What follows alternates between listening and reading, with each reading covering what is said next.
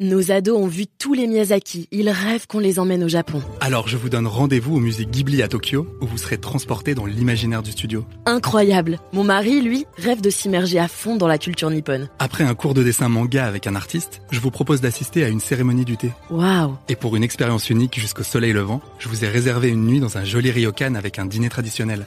Je nous y vois déjà. Avec Marco Vasco, ne rêvez plus, vivez votre voyage l'esprit libre. Au rendez-vous sur marcovasco.fr pour imaginer votre prochain voyage sur mesure. Les podcasts du Figaro. Prêt pour le décollage.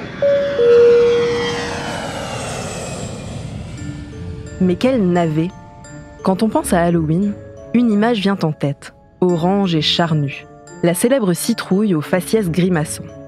Et pourtant, si l'on regarde du côté des origines de la fête des morts, née, on le rappelle, en Irlande et certainement pas aux États-Unis, ce n'était pas une citrouille que l'on s'amusait à sculpter, mais un navet. Et autant vous dire que la tâche est autrement plus délicate. Mais revenons à nos moutons, ou plutôt à nos araignées, chats noirs et autres loups-garous. Halloween, c'est le moment ou jamais de faire face à nos peurs les plus enfouies. Ne nous cachons pas derrière notre petit doigt.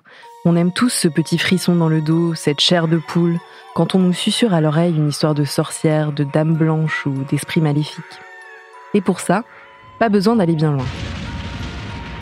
Commençons par la célébrissime forêt de Brocéliande, ou plutôt, de son vrai nom, la forêt de Pimpon. On vous l'accorde, ça fait moins rêver. Si on connaît tous cette forêt bretonne, c'est parce que c'est là que s'enracine la légende du roi Arthur. Peut-être la plus grande légende française. Pour Halloween, des visites comptées sont organisées tous les soirs à la nuit tombée. Au programme, promenade en tenue d'époque à la rencontre de la fée Morgane ou de Merlin l'Enchanteur. Mais attention où vous mettez les pieds. Les facétieux Korrigans, ces petits lutins aux yeux rouges qui hantent les cauchemars des Bretons, pourraient bien vous jouer des tours.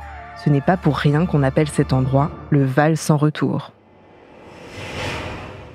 En parlant de nuit, c'est au crépuscule, les soirs de pleine lune, qu'une invitée un poil effrayante fait son apparition à l'abbaye de Mortemer en Normandie. La Dame Blanche. Vous savez, la Dame Blanche, cette femme aux longs cheveux et aux vêtements blancs. On la rencontre souvent dans les châteaux en ruine, mais elle aime aussi s'en prendre aux automobilistes, car malheur à qui croise son chemin. Si cette anecdote a suffi à vous faire dresser les cheveux sur la tête, vous feriez mieux d'éviter les caves de cette abbaye du XIIe siècle à la nuit tombée. Vous risqueriez de faire une mauvaise rencontre. Pour les plus courageux, faites un détour par le musée des fantômes.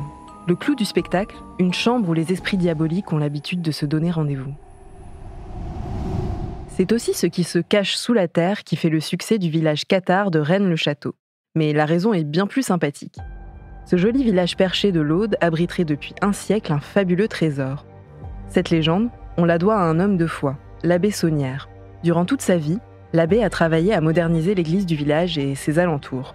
Tant et si bien que les gens du cru ont commencé à s'interroger sur l'origine de sa fortune. Et la rumeur veut que le faramineux trésor de l'abbé soit toujours enfoui dans les entrailles du village. Et si l'histoire de Rennes-le-Château a franchi les frontières, c'est que l'écrivain américain Dan Brown l'évoque dans son célèbre Da Vinci Code. Chaque année, des centaines de milliers de touristes y viennent en espérant trouver la bonne fortune. Et, sans vouloir vous spoiler, le trésor n'a jamais été retrouvé. Merci d'avoir écouté ce podcast. Je suis Claire Rodino, journaliste au Figaro. Si vous avez aimé cet épisode, n'hésitez pas à vous abonner et à laisser votre avis. Vous pouvez retrouver Question Voyage sur Figaro Radio, le site du Figaro et toutes les plateformes d'écoute. À bientôt!